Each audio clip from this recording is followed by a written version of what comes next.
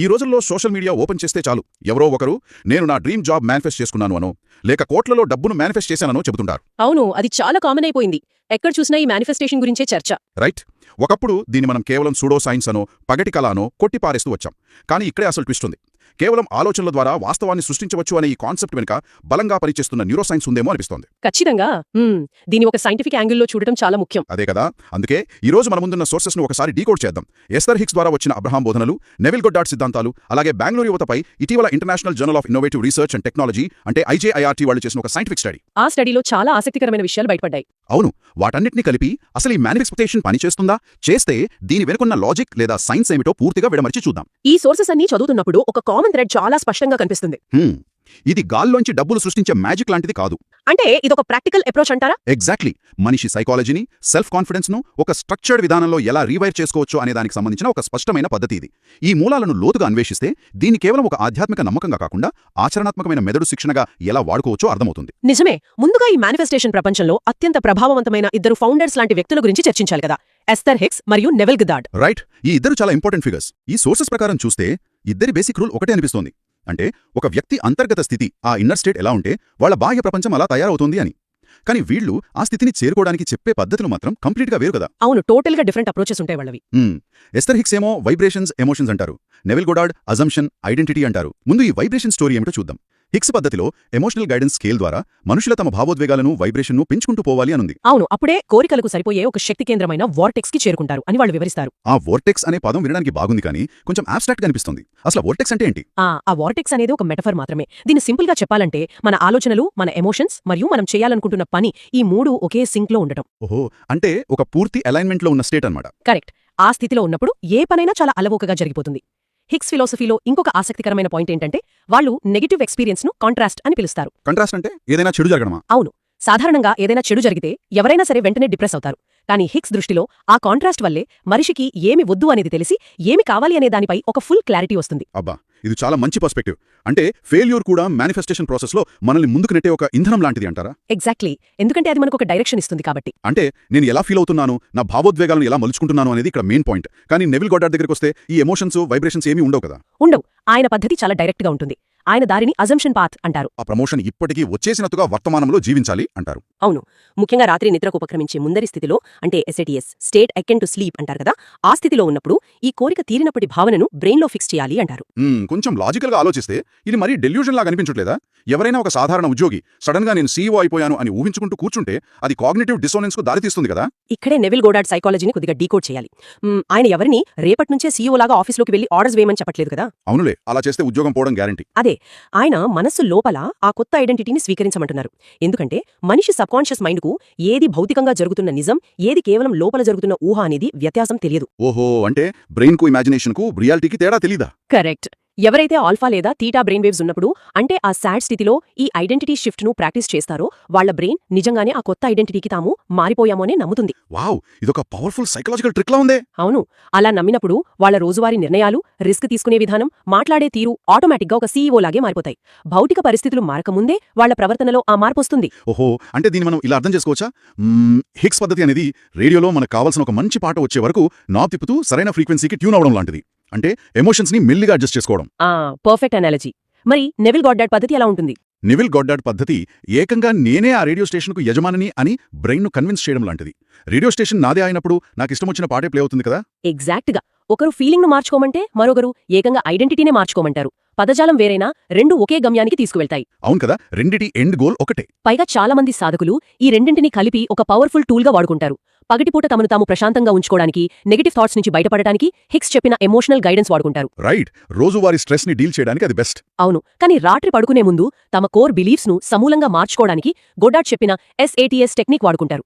సరే, ఇదంతా వినడానికి ఆధ్యాత్మికంగా, మానసికంగా చాలా బాగుంది. కానీ ఎవరైనా ఒక గదిలో కూర్చుని కళ్ళు మూసుకుని ఐడెంటిటీ మారిపోతే చాలు, యూనివర్స్ వాళ్లకు కావాల్సింది వాళ్ళ ఒడిలో తెచ్చి పడేస్తుందా? ఇక్కడే స్కెప్టిసిజం మొదలవుతుంది. నిజమే, ఇలాంటి డౌట్స్ రావడం చాలా సహజం. అసలు దీనికి ఏమన్నా సైంటిఫిక్ మెకానిజం ఉందా? మనం డిస్కస్ చేయాల్సిన ఆ IJIRT స్టడీ ఇక్కడే పిక్చర్లోకి వస్తుంది కదా. బెంగళూరులోని 18 నుంచి 29 ఏళ్ల యువత మీద వాళ్ళు చేసిన రీసెర్చ్ ఏం చెప్తోంది? ఆ స్టడీలో బయటపడిన మొదటి ముఖ్యమైన పాయింట్ ఏంటంటే ఈ జనరేషన్ దీన్ని ఏదో పాశ్చాత్య దేశాల ట్రెండ్గా చూడట్లేదు, వాళ్ళ సొంత సాంస్కృతిక విశ్వాసాలతో దీన్ని ముడిపెడుతున్నారు. అంటే మన కల్చర్తో కనెక్ట్ చేస్తున్నారంటారా? అవును, ఉదాహరణకు హిందూ ధర్మంలోని కర్మ సిద్ధాంతంతో లింక్ చేస్తూ మనం ఏ ఆలోచనలు చేస్తే అదే తిరిగి వస్తుంది అని నమ్ముతున్నారు. Right, as you so shawl you reap అన్నట్లు. కరెక్ట్. అలాగే ఇస్లాంలో చేసే దువా అంటే ప్రార్థనతో క్యాథలిక్ స్పిరిచువాలిటీతో కూడా కనెక్ట్ చేస్తున్నారు. అంటే వాళ్ళ దృష్టిలో మేనిఫెస్టేషన్ అనేది మతం మారిని ఒక సార్వత్రిక సైకలాజికల్ టూల్గా మారిపోయింది. కానీ అది కూడా ఒక రకమైన నమ్మకమే కదా. సైన్స్ పరంగా బ్రెయిన్లో ఏం జరుగుతుందనేదే నా అసలు ప్రశ్న. ఇది చాలా ఇంట్రెస్టింగ్ యాంగిల్. ఒక విద్యార్థి తనకు పరీక్షలో 90% మార్కులు తెచ్చుకున్నట్టు ఊహించుకుంటే బ్రెయిన్లో ఏదో మ్యాజిక్ జరిగిపోయి రిజల్ట్ వచ్చేస్తుందా? ఈ పరిశోధనా పత్రాల్లో ప్రీఫ్రంటల్ కార్టెక్స్, ప్రిక్యూనియస్ లాంటి మెదడు భాగాల గురించి ప్రస్తావించారు. అసలు అవి ఏం చేస్తాయి? అవే కూడా కీ రోల్ ప్లే చేస్తున్నాయి. మనిషి ఒక లక్ష్యాన్ని బలంగా నిర్దేశించుకున్నప్పుడు మెదడులోని ఆ ప్రీఫ్రంటల్ కార్టెక్స్ యాక్టివేట్ అవుతుంది. ఓకే, అది ప్లానింగ్కి సంబంధించిన భాగమే కదా? అవును, ఇది ప్లానింగ్, ఏకాగ్రత మరియు లాజికల్ థింకింగ్ కు సంబంధించిన భాగం. ఇక కోరిక నెరవేరినట్లుగా దృశ్యీకరణ అంటే విజువలైజ్ చేసేటప్పుడు ప్రిక్యూనియస్ అనే భాగం ఫైర్ అవుతుంది. ఈ ప్రిక్యూనియస్ ఫంక్షన్ ఏంటి అసలు? ఇది సెల్ఫ్ రిఫ్లెక్షన్ కు, విజువల్ మెమరీకి కేంద్రం. పదే పదే ఒక గోల్ రీచ్ అయినట్టు విజువలైజ్ చేసినప్పుడు న్యూరోప్లాస్టిసిటీ ద్వారా బ్రెయిన్లో కొత్త కనెక్షన్స్ ఏర్పడతాయి. అంటే బ్రెయిన్ ఫిజికల్ గా తనను తాను రీవైర్ చేసుకుంటుంది అన్నమాట. కరెక్ట్. ఒక ఊహను పదే పదే చేయడం ద్వారా మెదడు దానిని వాస్తవంగా భావించి ఆ లక్ష్యాన్ని సాధించడానికి అవసరమైన మార్గాలను వెతకడం మొదలుపెడుతుంది. ఓకే, మెదడులో కనెక్షన్స్ ఏర్పడ్డాయనుకుందాం. తాను ఒక సీఈఓనో లేక ఒక గొప్ప బిజినెస్ మ్యాన్నో అయినట్టు బ్రెయిన్ నమ్మిందనుకుందాం. కానీ బయట ప్రపంచంలో అవకాశాలు రావడం అనేది మెదడు చేతిలో లేదు కదా.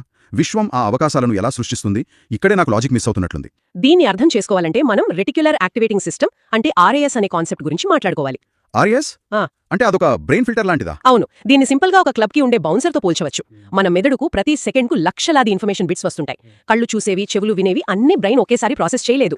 అలా చేస్తే బ్రెయిన్ ఓవర్లోడ్ అవుతుంది కదా. అందుకే ఆ బౌన్సర్ అంటే ఆర్ఎస్ 99% ఇన్ఫర్మేషన్ ను బయటే ఆపేస్తుంది.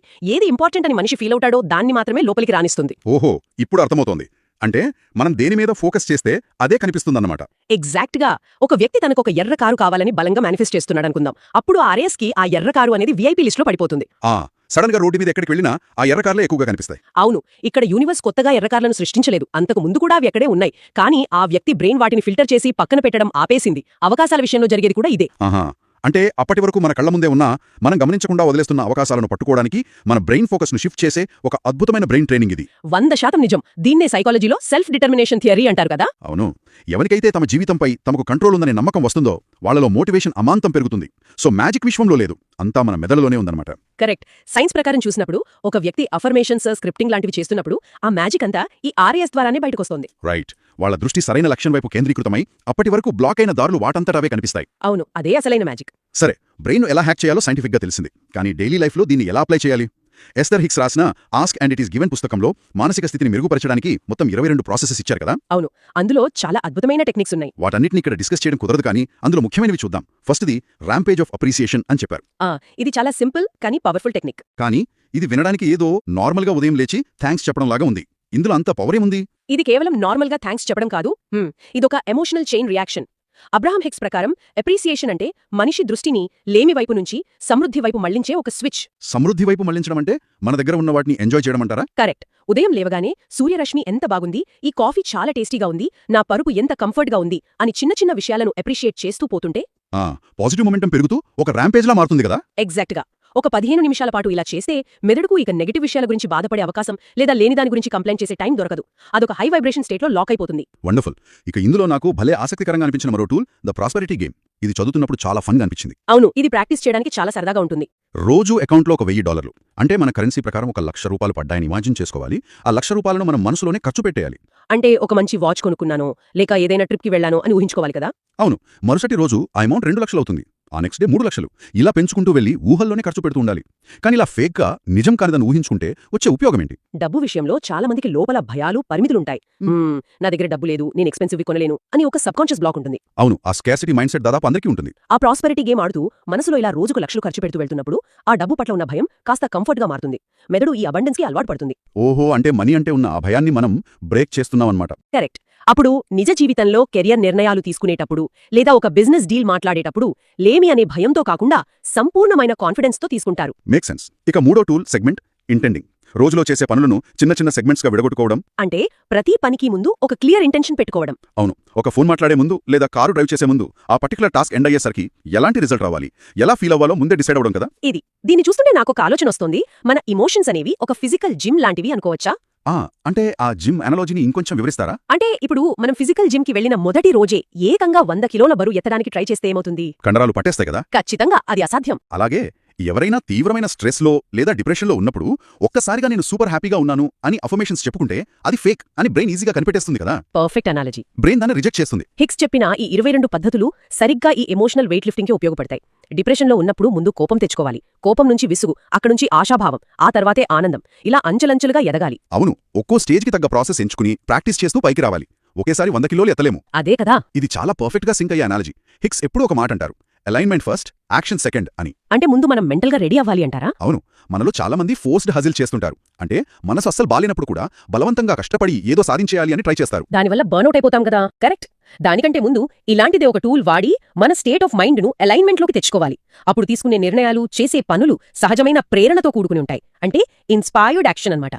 ఇలా చేసినప్పుడు ఎవరి మీద వాళ్లకు ఒత్తిడి తగ్గుతుంది, పనిలో అలసట ఉండదు.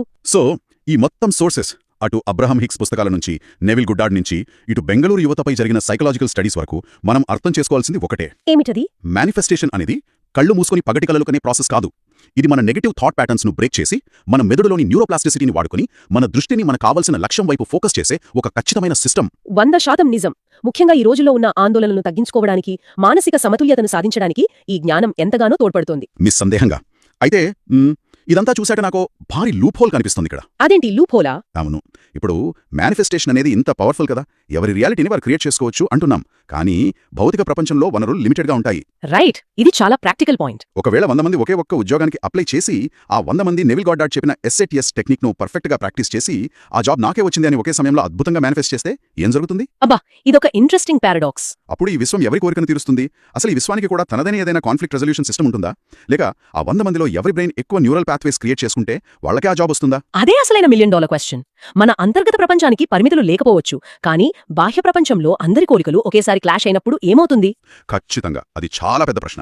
ఆ అదృశ్యమైన మెకానిజం ఈ పరిమిత వనరులను ఎలా పంచుతుంది అనేది ఎవరికి వారు ఆలోచించి అన్వేషించాల్సిన అద్భుతమైన ప్రశ్న. దాని అలా ఆలోచనకే వదిలేదు.